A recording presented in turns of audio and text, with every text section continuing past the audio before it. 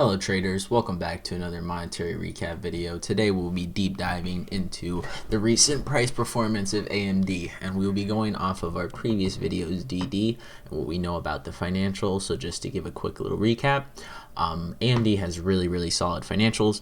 It has an excess of cash on hand compared to its liabilities, so much so that it's pledged almost $1 billion, I think, in this quarter alone to purchasing back stock. It's already completed $700 million of its repurchase of its own stock, which there's only one reason a company buys its stock: because it's going to go up. It's the same as insiders, okay? So it would be different if they were to sell it, but I don't think a company can sell its own stock. So that's not one of our worries.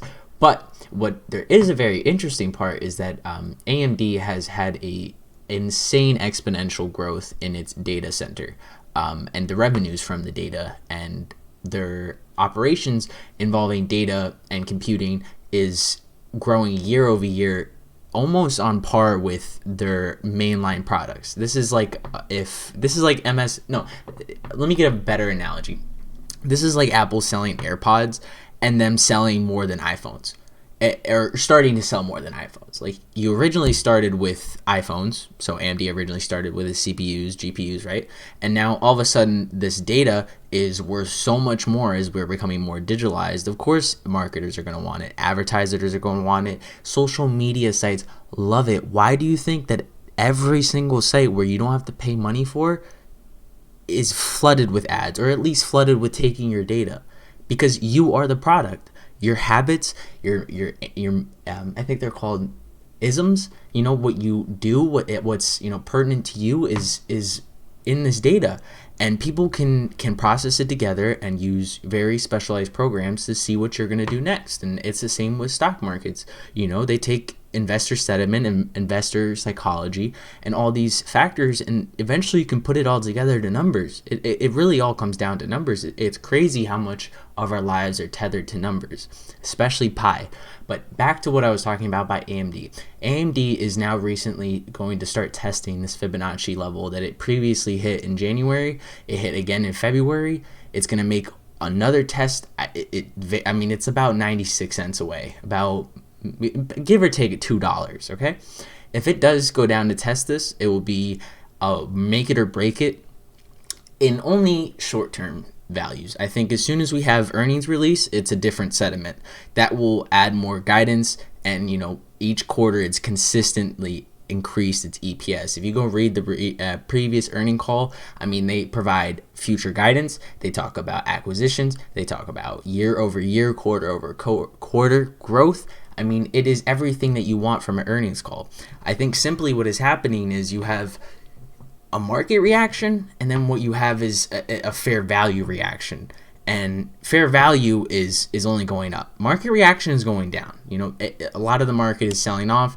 The SPY is doing a little bit better than AMD. There's not really a true reason behind AMD. They're not lacking in anything. They have supply constraints, but that's because they are selling out so much. There's not a lack of demand, there's a lack of supply. The demand keeps going up, the supply is diminishing because we're using up materials. They're using up what they have left. They're having trouble getting more. So if you would think, oh no, if they don't get more, they're not going to make sales, but they're just going to increase their prices on what's already there and increasing their profit margins. Now, you may think that NVIDIA is the better selection of the two because it's much bigger, but if you got to think about it like this, then AMD is turning over its inventory at a 5 times rate compared to NVIDIA's, I think, 2 at least. It's 2, and don't quote me on that, but it's at least 2 times, right?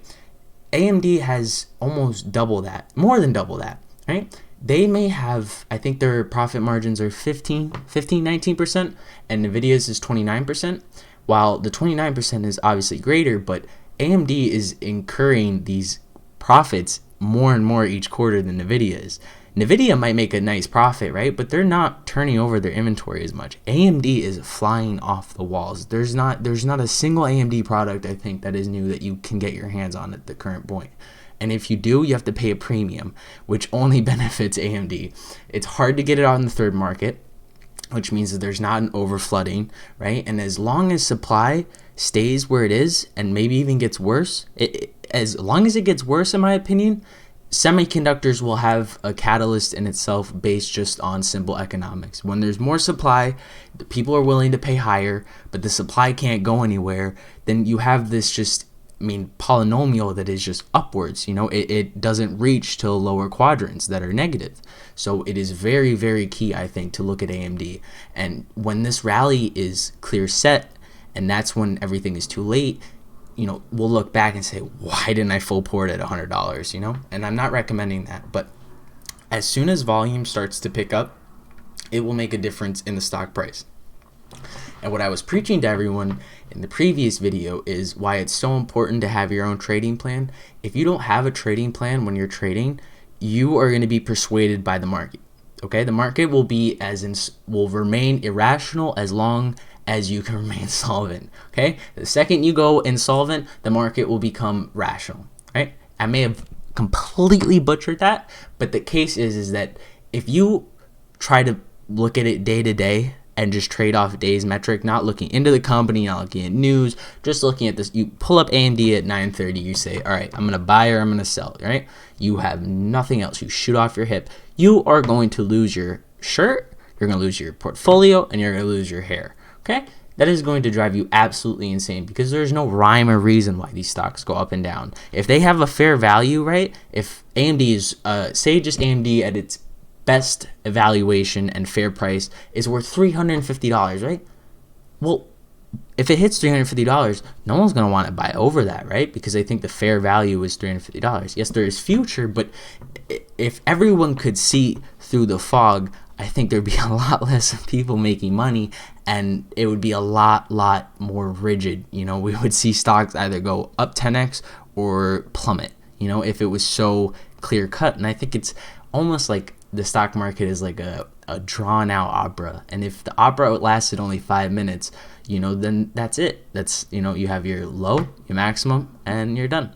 Right? But if it's drawn out, it gives more opportunity to go up and down, while increasingly building suspense. And so while that analogy might not make any sense, it's just, if you think about it, if everything was correctly valued, then there would be no space for you to make money.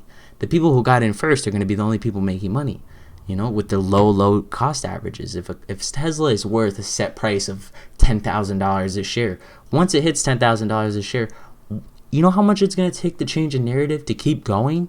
It's very, very pertinent to invert how you look at stocks. Like I said, when a stock is flying, look at it as a quote-unquote bad stock. When a stock is absolutely plummeting, look at it as a quote-unquote good stock. And what that is just inverse your intuition. Whatever your first thought is, if you think a stock can move $5 in a day, just think, what would I do if the stock went $5 negative, right? And then just wait. 9 out of 10 times I've waited, the stock's gone the different way that I would have not have thought it would have. And that's because I had bias. I was not looking at the clear signals. They're only clear in hindsight. But if I had a plan and say, okay, if AMD goes down to just say $50, right? And I'm going to buy all the calls I can buy. And then AMD goes down to 50 and I had that plan, of course I'm going to buy. But if I watch AMD fall from $100 to $50, I'm going to think, oh my God, something changed, right? But if I've been following the stock, reading the financials, right, then I know nothing's changed. Nothing's happened to deteriorate the company's health. It's only gone upwards.